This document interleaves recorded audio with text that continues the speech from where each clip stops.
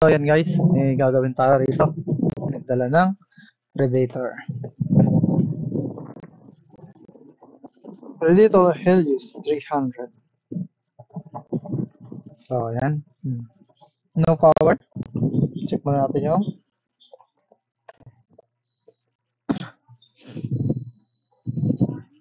adapter. Mayroon tayo ng 20 volts. So, pagsaksak natin ng 20 volts, walang light indicator. Ayan, power on. Loading power. So, yan, wala. Ayan, open na natin. Check natin yung board. Ano mayroon sa board? Ano makikita natin doon? Check natin.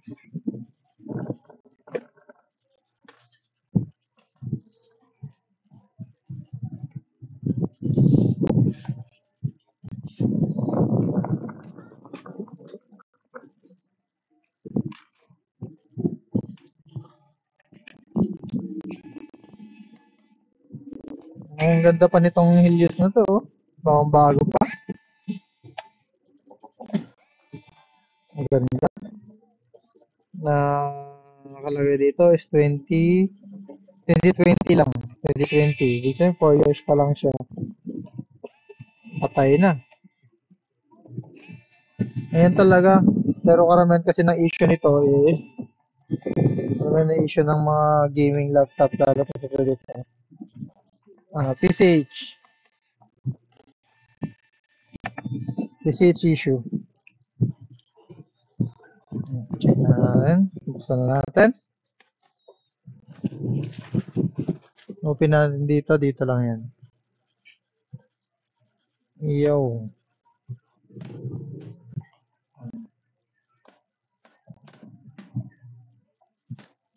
So, ganun lang. Wait na. Yan.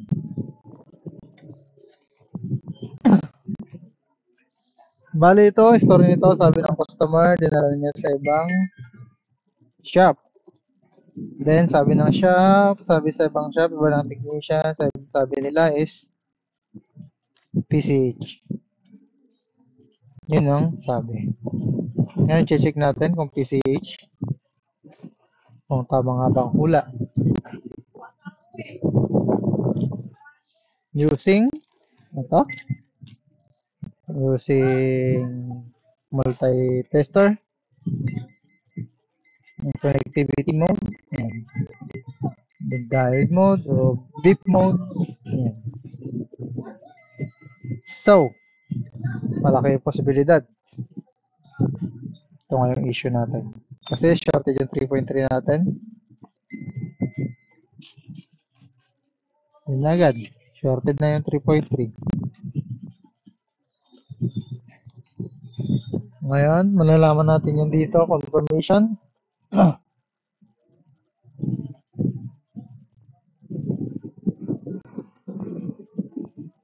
Shorted yung 3.3.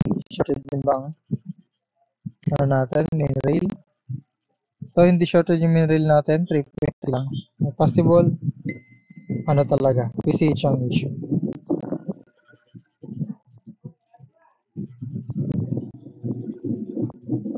So, ayan. Bang ano nito? PCH nito.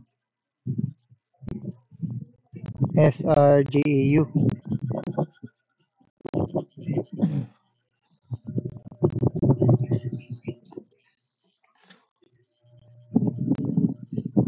Paano malalaman kung PCH nga? Ayan. Kasi nga sa 3.3 pa lang is shorted na tayo. Ayan. Ground din. 3.3 natin shorted na. Possible malaki yung chance natin na shorted ang PCH natin. Ngayon, nasan ba yung BIOS? Nandito siguro yung BIOS natin nasa ilalim. Karamihan kasi nandito yung BIOS. Or, ayun, may BIOS doon. Okay, BIOS ng ano yun. Tagalaga. Yun, yung BIOS. Minsan, shorted din tong BIOS pag shorted ang PCH.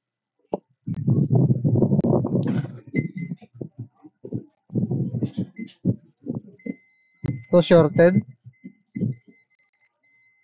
100% PCH ang tira. Nasa shorted ang BIOS. Yan. Sigurado yan. Shorted na yung PCH natin.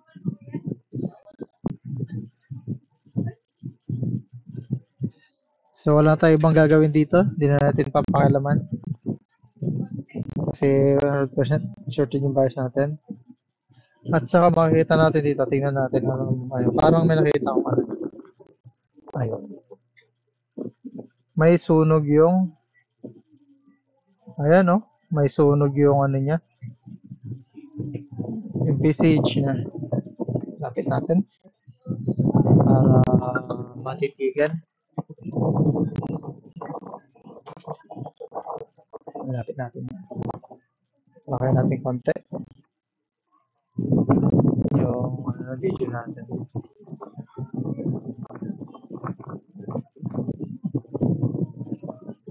Tutok natin yan. Focus natin. Ayan. Ayan o. It's like guys. Yan. Kung nakikita nyo yan. Sunog yan.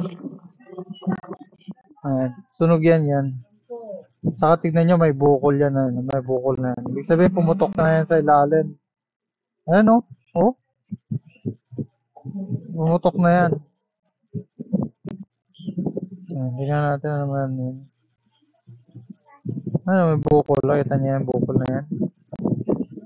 Ayan. See? Bukol na yan.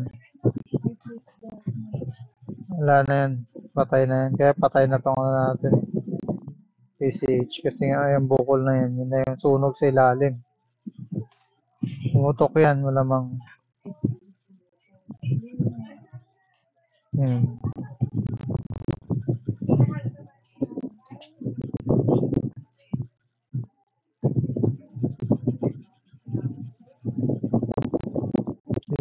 Basta ito makita nyo. At saka yan o. Yan, diyan lumabas na yung ano. Yan. Diyan lumabas yun. Yung nakita natin kanina dyan na kulay itim.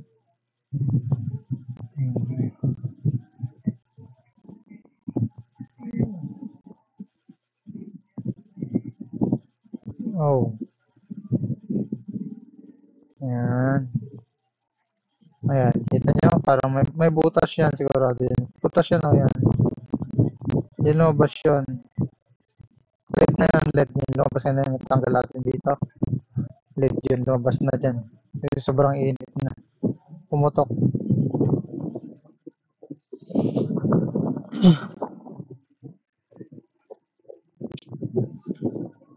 Yan. Wala tayo bang gagalawin kasi pag gumalaw pa tayo ng iba dyan, wala na. Lalo lang dadami yung problema. Ito, mag-supply tayo ng 3.3. Tingnan natin. Gaano ba kainit yung ano. Magta-trigger agad yan sa may PCH. Supply lang tayo sa 3.3. Then, supply natin siya ng 2.5 lang supply natin sa 3.3 volts. Ano natin? Line. O sa coil ng 3.3. Sa ba tag-tipid to? Dito na lang. May ipit.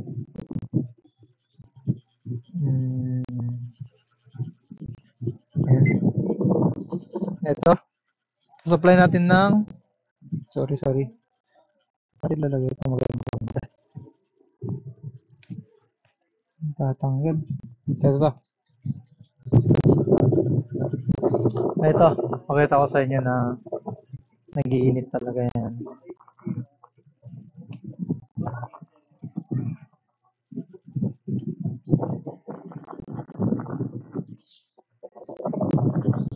So, palitan na natin. Tama naman yung sinabi ng unang technician. PCH. Bali, si sir kasi nagpapasikin opinion lang. Siyempre, confirm naman, PCH yan. Saka ito. Ito na, supply na natin ng 3.3. 2.5 supply natin sa 3.3 na coil. Lagi kayong magsusupply dito sa kabila kasi nga para ma-absorb yung amperahe ng ng coil. So, ayan. So, kita nyo? Dito ako sa 3.3 nagsusupply pero nagre-react yung PCH natin. Ayan. Yan. Diba? Gaano kainit yan? Pag pinano mo pa lang, ayan oh. 70 na agad yung init niya. Ayan oh. Oh, 60, 70. Pag pinatagal mo pa yan, mas lalong iinit pa yan. Umaabot ng 100 yan pag sobrang tagal. So, isa pa ngayon nga, sabi ko sa inyo, mas na-shorted tong itong PCH na yan. Shorted din ang BIOS. Yan. Yan. Yun yung pag yung BIOS natin, shorted. Shorted yung BIOS din.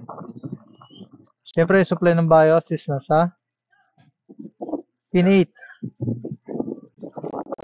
Ano nga bibilangin yung BIOS natin? Pin 1. Ito, pin 1. Yan, may tuldok. Pin 1. 1, 2, 3, 4, 5, 6, 7, 8. Ito yung pin 8. Yan. Pag ginano mo yan, tumutunog. Tumutunog yan. See? Tutunog yung natin yan. Paparinig ko sa inyo.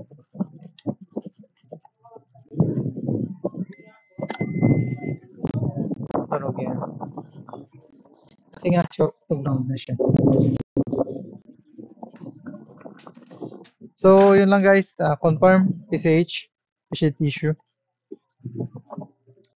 Katapat nito, rebolling station. Kaso, hindi natin alam kung gaano pa rin siya magtatagal kasi wala nakapagdikta kung gaano katagal yung buhay ng isang gadget. Pwedeng isang araw lang, pwedeng isang oras, pwedeng isang taon, pwedeng isang buwan. Depende sa gadget yan. Saka sa paggamit.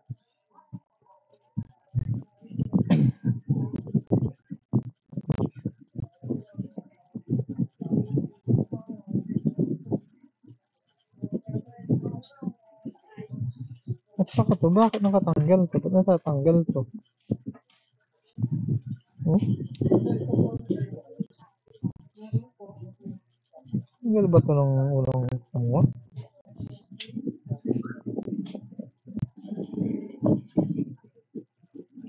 Tingnan pa rin natin kung nasan dito yung negative positive.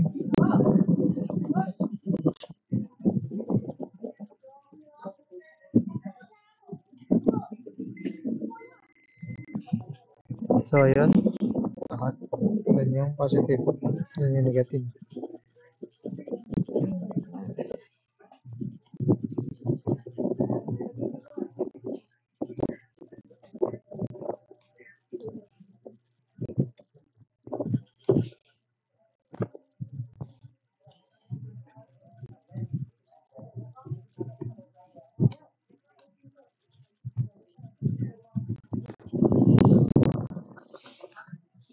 So, hanggang doon na lang yung natin na kasi nga confirm naman na natin na PCH at yun yung gusto lang mangyari ni customer kung PCH ba talaga o kung hindi magawa kung magagawa o PCH na talaga.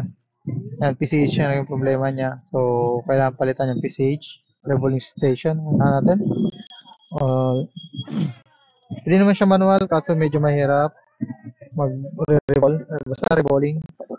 Papalitan na lang yung IC para safe kasi nga pumutok na yung IC kaya hindi na napalitan. So hanggang doon na lang guys. Sana nakatulong kung paano siya i-check. Paano i-confirm kung PCH.